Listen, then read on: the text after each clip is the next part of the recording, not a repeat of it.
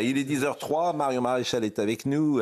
Merci d'abord d'être avec nous. Nous avons le droit à 15 minutes, figurez-vous, en temps de parole. Donc à partir du moment où on vous adressera la parole... chasser du plateau. Non, 15 minutes. Ça, vraiment, c'est... Ça fait 15 secondes en moins. Bon, Maud Siffer nous rappelle les titres. La réponse du Hamas au plan de paix pour Gaza présenté hier soir par Donald Trump est désormais attendue. Le texte prévoit notamment la suspension par Israël de ses opérations militaires dans l'enclave palestinienne et le retour de tous les otages. Pas de censure du gouvernement par le Rassemblement national, mais à certaines conditions. Le budget devra comprendre des baisses d'impôts pour les classes moyennes et populaires, mais aussi des baisses de dépenses. C'est ce que déclare ce matin le député RN Jean-Philippe Tanguy, qui précise ne pas y croire. Et puis enfin, elle nous a quittés, mais il y a tout juste une semaine, à l'âge de 87 ans. Les obsèques de la légende du cinéma italien Claudia Cardinal se dérouleront cet après-midi à l'église Saint-Roch de Paris. Un hommage religieux dans la plus stricte intimité familiale est également prévu demain à Nemours, en Seine-et-Marne, où elle résidait.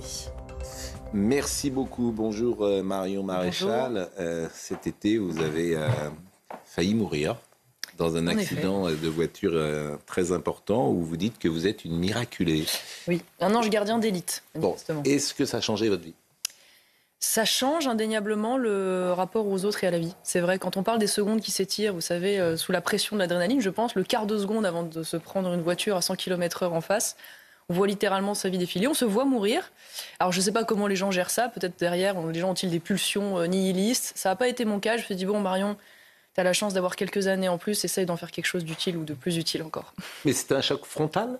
Choc frontal, oui. Choc, en fait, la personne a dévié de sa voie et nous est rentré dedans directement. Donc la voiture est en charpie et nous non. Donc voilà, ma fille devait être dans la voiture. Nous avons changé les plans la veille au soir.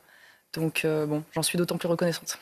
Parce que votre fille aurait été évidemment à l'arrière, votre fille qui est très jeune. Vu la violence du choc, je pense qu'à 3 ans, oui, ça aurait pu très mal finir. Et si je dois même vous faire une confidence, qui n'est pas très légale, j'espère qu'on m'en tiendra pas rigueur, mais j'avais pris la mauvaise habitude dans le sud de l'Italie de ne pas mettre ma ceinture de sécurité.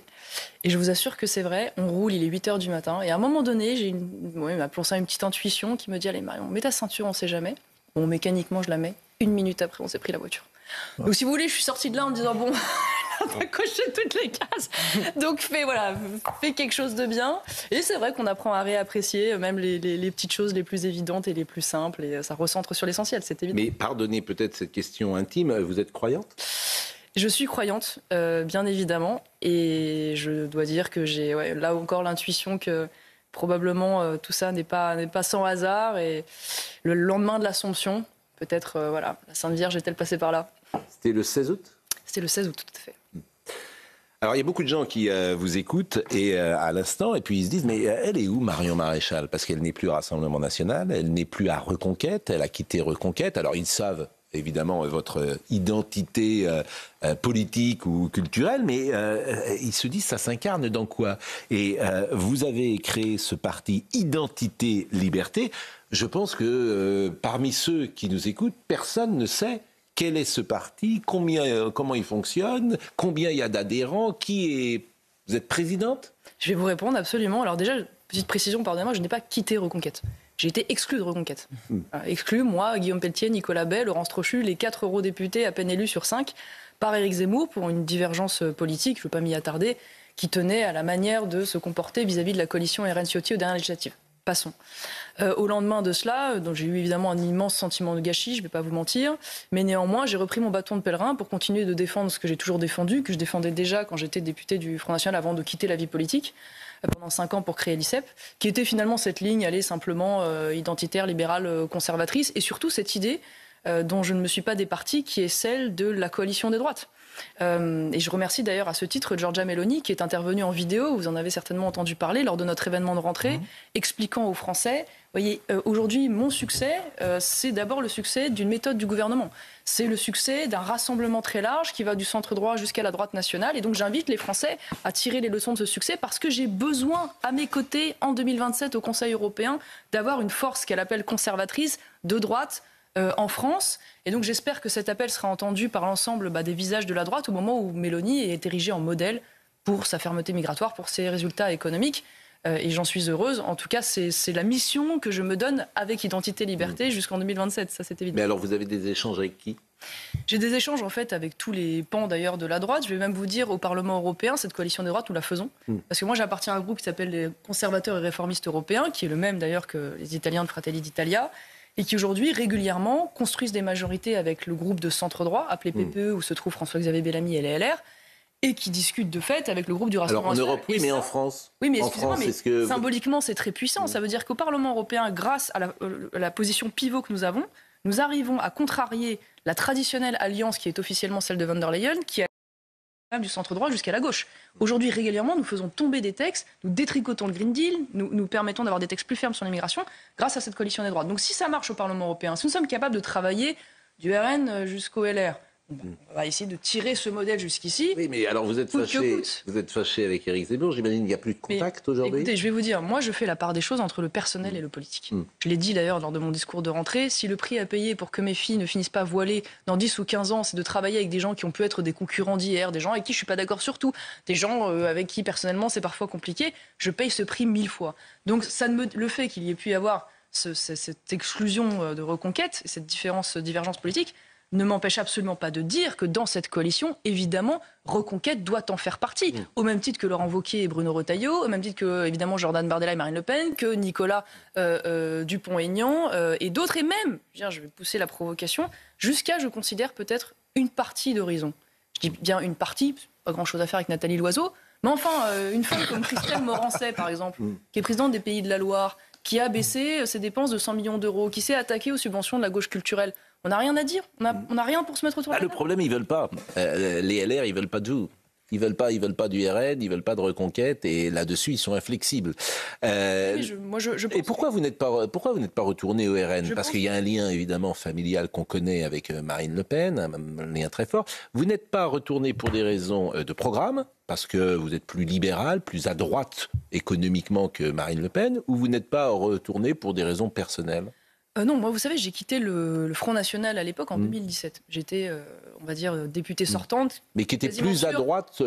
Jean-Marie Le Pen était plus libéral que sa fille. Je quitte à ce moment-là la vie politique parce que j'ai des différences idéologiques, ça vous aura pas échappé, sur les questions économiques, sur les sujets de société, notamment, et des divergences stratégiques, la coalition des droites en faisant partie. Et je vous le dis avec d'autant plus d'humilité, quel est le déclic pour moi ?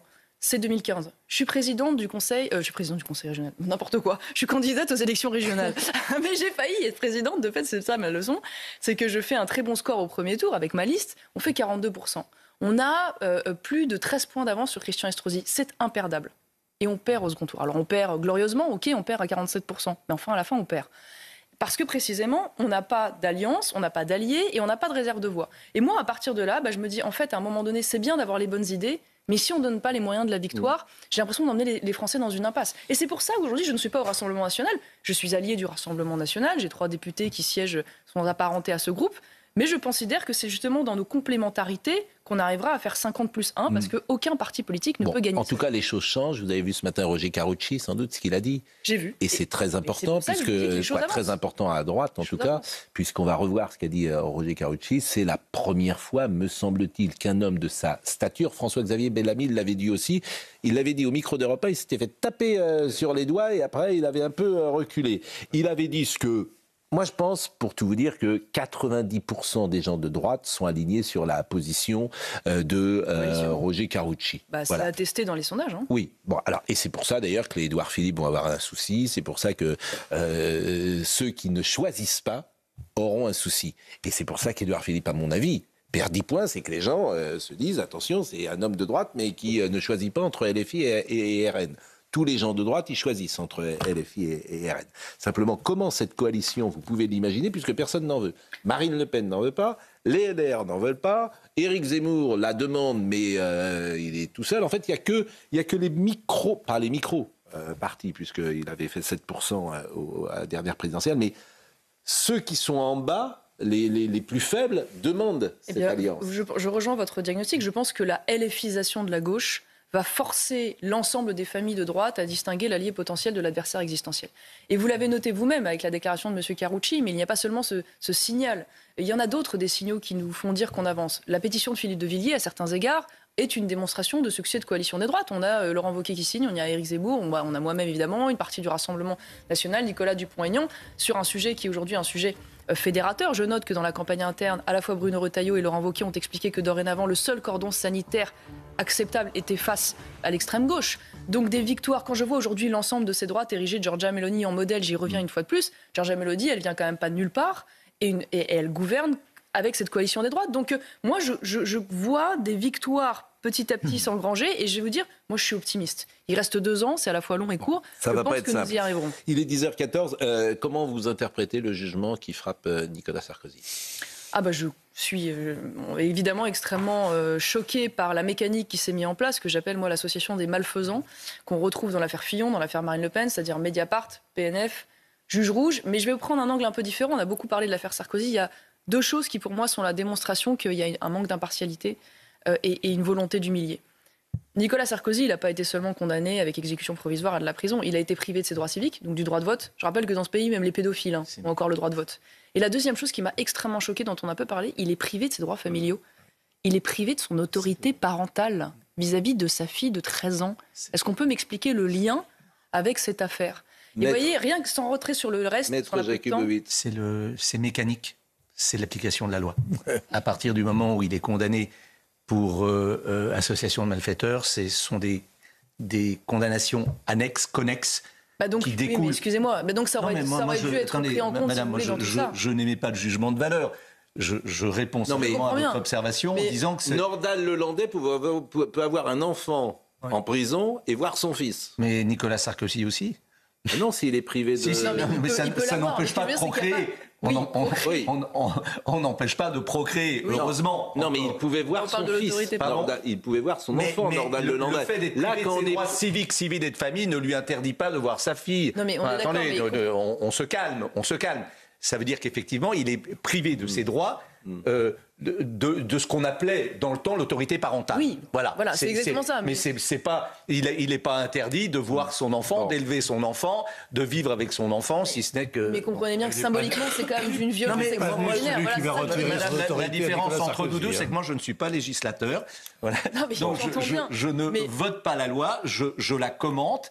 Et j'essaye effectivement... Alors, écoutez... la disproportion, c'est ça que je veux sur ce sujet, écoutez Laure Becquot, qui est procureur de Paris, qui a pris la parole, comme hier le procureur du PNF, et qui a parlé de harcèlement des juges. Moi, je ne partage pas l'avis de Mme Becquot, c'est-à-dire qu'on a le droit de commenter une décision de justice. Écoutons Mme Becquot. Oui, mais... Ce qui se passe très exactement, c'est, je dirais, un déchaînement haineux, principalement sur les réseaux sociaux, derrière lesquels, semble-t-il, un certain nombre de personnes tentent de se dissimuler derrière des pseudos. Je tiens simplement à dire que tout ça... de se dissimuler, dites-vous. C'est une fable. L'anonymat des réseaux sociaux n'existe pas. On les retrouvera. Aujourd'hui, nous avons ouvert une enquête sur 24 types de propos haineux. Les réactions haineuses qui vilipendent les magistrats, et là, ce sont, pour moi, le spectre zéro de la pensée. C'est une faillite de l'esprit critique, c'est véritablement quelque chose, un comportement ignominieux. Moi, je ne vais pas ici défendre pro domo l'institution judiciaire, mais simplement, puisque vous m'en donnez l'opportunité, dire à nos concitoyens, intéressez-vous à votre justice, nous ne demandons que ça. Bon, elle est sur une ligne différente, je trouve, de celle du procureur hier, parce qu'elle cible les réseaux sociaux, mais elle ne cible pas le débat médiatique. Elle a absolument, totalement raison. Bien sûr. Il n'y a pas un mot à retirer ou à ajouter à ce qu'elle vient de dire. Simplement, moi, c'est un séisme qui vient de se produire dans notre pays. Non seulement un séisme juridique ou judiciaire, mais un séisme politique, effectivement, international. Bon. Moi, j'aurais aimé que l'institution judiciaire, peu importe par qui elle est incarnée, prenne la parole et explique. Parce que, finalement, personne n'y comprend rien. C'est ce qu'a fait le procureur hier. On a un juge... Non. On n'a pas commenté, on n'a pas expliqué. La justice n'explique pas les décisions. Et les gens n'y comprennent rien. On a laissé les commentateurs sur les plateaux de télévision, les éditorialistes commentaient cette décision avec la subjectivité qui est la leur. Or, en fait, la justice, je le rappelle, dans ce pays et dans tous les États de droit, est rendue au nom du peuple français. C'est-à-dire chacun de nous.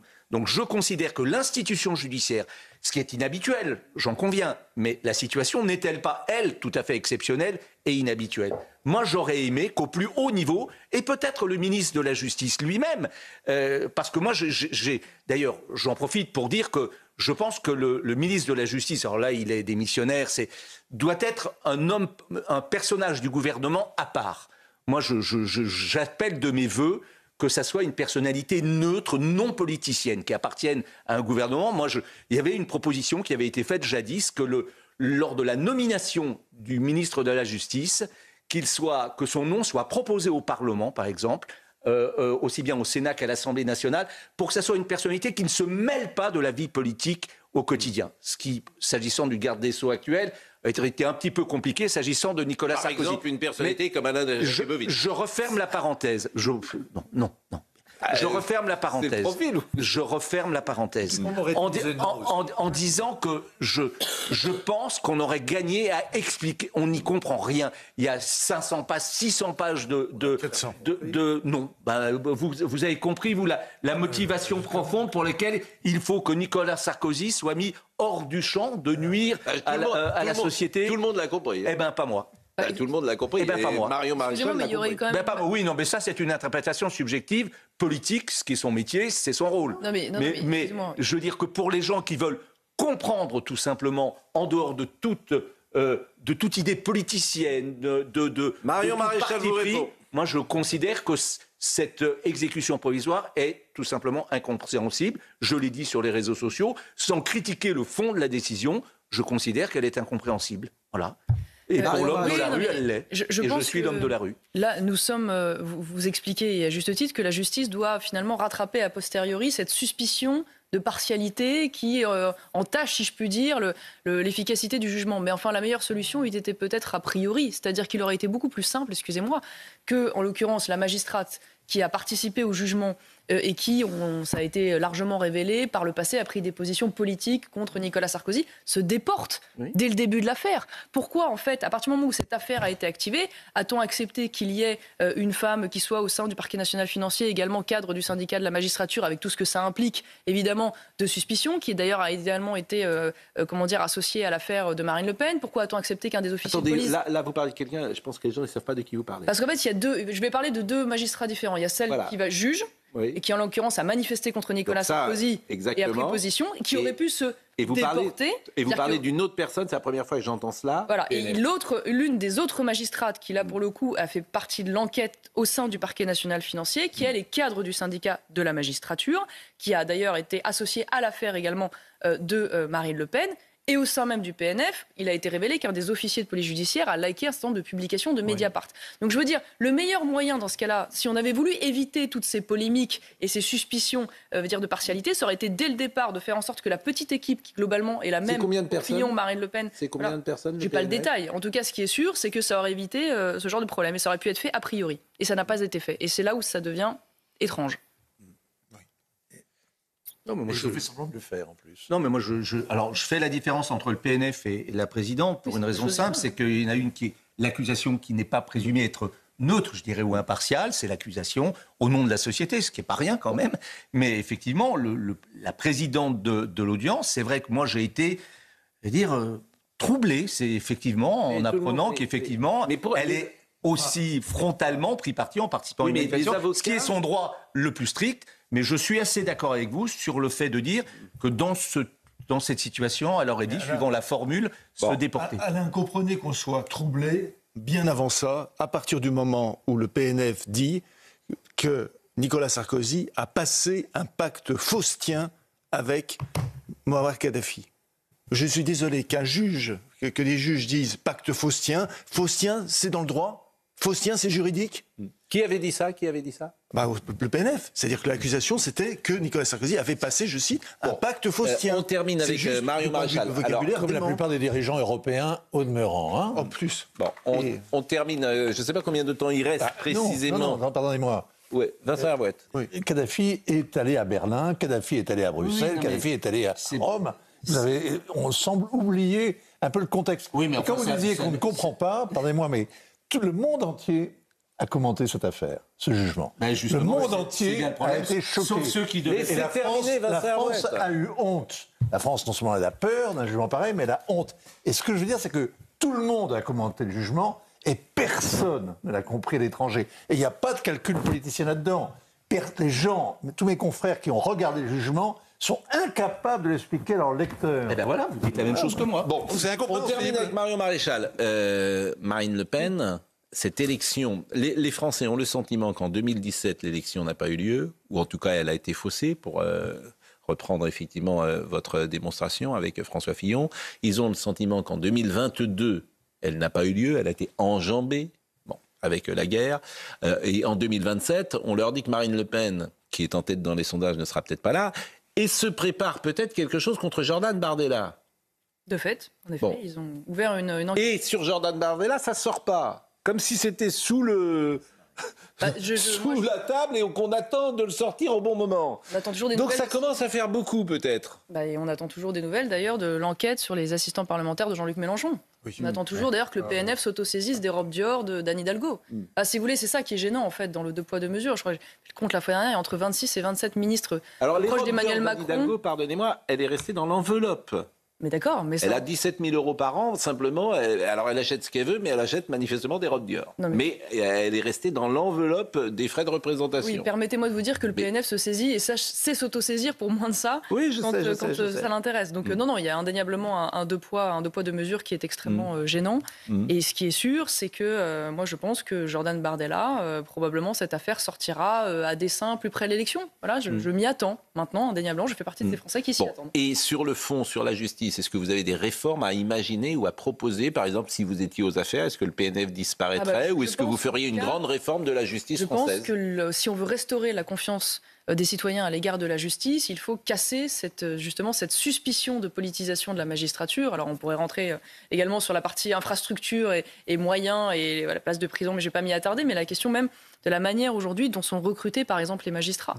Où nous avons aujourd'hui la voie royale qui passe par l'École nationale de la magistrature. On peut parler du contenu de cette formation. Ça a été répété par beaucoup de magistrats qui en sont passés sur, on va dire, la dominante idéologique laissant entendre que la prison devait être l'absolu dernier recours et la dimension protection de la société qui passe toujours derrière l'idée première de la réinsertion du délinquant. Donc ça, c'est une première chose. Mais moi, je crois que l'une des solutions les plus pratiques et rapides serait d'élargir très largement le tour extérieur. Il y a un tour extérieur qui existe, mais qui n'est pas la voie royale. Je crois qu'il faut sociologiquement ouvrir les expériences de la magistrature, faire venir d'anciens commissaires bien davantage, et faire venir, par exemple, d'anciens avocats de la défense. Ce serait une manière, à mon avis, de changer le visage de notre métier. Il est 10h26 et c'est 15 minutes qui vous étaient, comment on dit, impartis. Se termine. Non, mais c'est vrai que ça aussi, ça fait partie des règles que nous avons. En tout cas, je vous remercie. J'entends effectivement que cet accident a pu changer votre vie comme il peut changer une vie, ce qui est bien normal. Et parfois, on revient avec une énergie nouvelle et on peut voir les choses. On disait tout à l'heure, aimons-nous vivants avec Thomas Hill. Et c'est vrai que nos discussions parfois paraissent bien dérisoires lorsque tout s'arrête. Charlotte Dornelas. Oui, c'est sûr, oui. Charlotte. Je ne sais pas quoi vous dire. Oui. Mais si vous ne savez pas quoi me dire, je sais que vous le direz bien. Non, mais je veux dire, oui, c'est vrai que tout ce dont on vient de parler pendant 1h30, si on m'avait dit que je mourrais là dans une demi-heure, probablement, il y a certaines choses, je vous aurais dit, c'est pas passons à autre chose. C'est sûr, évidemment. Non, mais je veux dire, par la force des choses. Bon. Si, avec vous, pourquoi pas, mais... Est-ce que vous voulez qu'on parle de Claire Géronimi? Parce que ça aussi, ça fait tellement sens dans notre période. Madame Maillefer a fait, vous allez voir, Anne-Cécile Maillefer, elle dirige la Fondation des femmes. Bon. Vous allez voir le ton, la couleur de cette intervention pour ne pas voler au secours de Claire Géronimi et surtout d'expliquer qu'elle serait une porte-parole de l'extrême droite. Elle a été violée, quand même, je le rappelle, cette jeune femme. Elle était surtout une victime au procès de son violeur dans les 2 jours qui viennent de s'écouler. Mais... Exactement. Alors, voyez cette séquence, voyez ce qu'elle dit et écoutez ce qu'a dit Marlène Schiappa. Merci, Marion Maréchal. Merci à vous.